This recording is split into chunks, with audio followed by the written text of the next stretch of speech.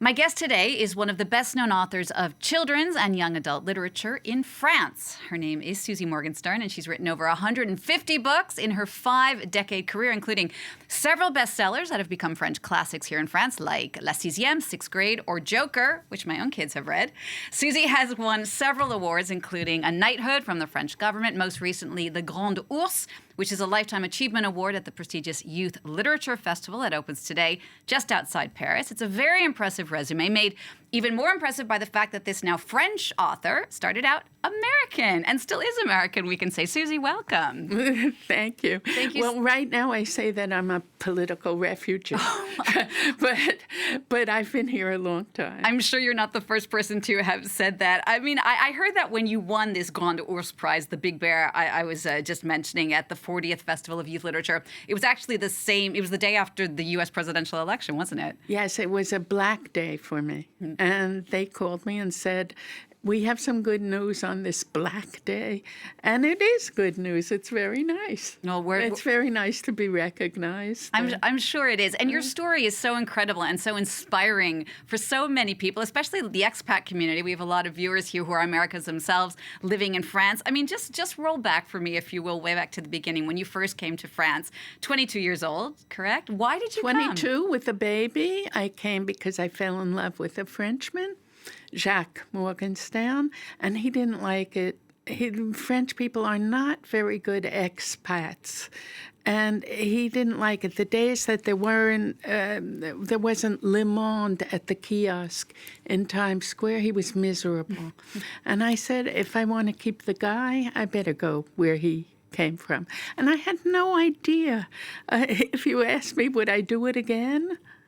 I don't think so. Why? I was completely not conscious of the effort it takes to learn a language. I was in love, so it wasn't that much of an effort at the time. But what's so incredible in your story is not just learn the language. I mean, a lot of people learn French, but to actually write 150 books. I mean, what was that process? How did you start writing books in French? I always wrote. But I started writing in French and children's books because I was a mother, and my children really inspired me. And motherhood was probably the greatest adventure in my life. And now I'm a great grandmother. Congratulations. And that's just the best. And what's been really interesting is as the years have gone by, you've written books with your own children, with your grandchildren, I believe. What's that process been like? I mean, mother-daughter relationships can often be complicated. What was it like writing a book with your own daughter? It was hell. It was. The book is called Terminal Tout le monde descend. That book isn't translated, but La Sixième is sixth grade in English, and Joker is a book of coupons in English. It was, well, she would write something. It was a confrontation. It was 10 slices of our life in the week, her getting dressed in the morning, her brushing her hair, her changing clothes 10 times to be dressed exactly the way she always dressed, and how nervous it made me to get her out on time. And she would write her side of the story. I'd write my side of the story. It was a real therapy. And she would start a chapter by my mother is a liar, a hypocrite, and a miser. I said, what? So fortunately, just one of many of the 150 books that you've written. You're still writing today. I mean, your most recent one is this one called La Rentrée. That could be translated into Back to School, I guess. Back to School Without Your Head. Back to School Without Your Head. There you go. Yeah. And so what's the process like? I mean, I know writers don't always want to talk about the process, but do you force yourself to write every single day? I mean, how do you go about being so prolific? I just write. That's all I do. I write. I write and write and write. I get up early in the morning, I sit there and I write. It's not actually forcing myself. I would have to force myself to stop writing because I write too much. And that's one of the questions I ask myself right now. Can you write too much. Booksellers are not happy with me. It's sort of cheap to write so much. I don't have one book out, like the book you showed. There are 10 new books out right now, and it's too much. But and what a wonderful gift. I mean, how great that you can do it. It's just nonstop. I guess it has to do with knowing that you don't have your whole life ahead of you at 80.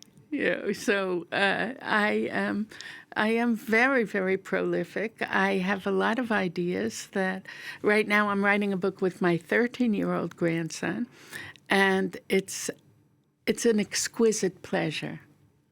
I'm sure it is. What are your observations about the differences between the French world of children's literature and children's literature in other countries like the UK or the US, where it seems like things are much more fantasy-based? I mean, the opinion of some people is that French children's literature is much more based in reality. Do you find that difference? I'm reality. I'm slice of life. I'm very much down to earth.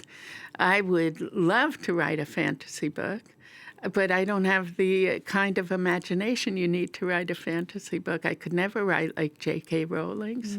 And I admire her, but I couldn't do it. So we are what we are, and I'm very down to earth. I have to live something practically in order to write about it. I write a lot of autobiography. Right now I'm writing my autobiography in relation to an animal. It's a collection, a French collection of adult books, and my animal is a pig. Oh. And when you're thinking of the stories, are you thinking in English and then writing in French, or are you automatically thinking in French and writing in French? I don't know even if I think.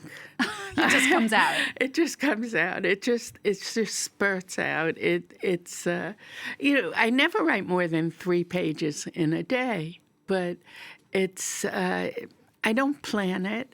It's an adventure. It's a departure, and I don't know where the destination is. It's an adventure. So I'm in the place of the reader. I don't know what's going to happen. So given that, Susie, this might be a difficult question to answer just to wrap up, but if you were to give advice to a young writer, someone who's starting out, what would that advice be? Just do it. This is the slogan Nike stole from me. It's over my desk. Just do it. Just write. In America, we have creative writing courses, but in France, it's starting to come. You just have to sit and write. I tell people, the most important element is having confidence in yourself. Indeed. Well noted. Thank you so much, Susie, for coming in to speak to us. Susie Morgenstern, congratulations again on winning the Grande Ourse, which is the Lifetime Achievement Award at the Children's and Youth Adult Literature Festival that starts today just outside Paris. Thanks so much for coming in to talk to us. We're going to take a quick break. I'll be back in a few minutes with more.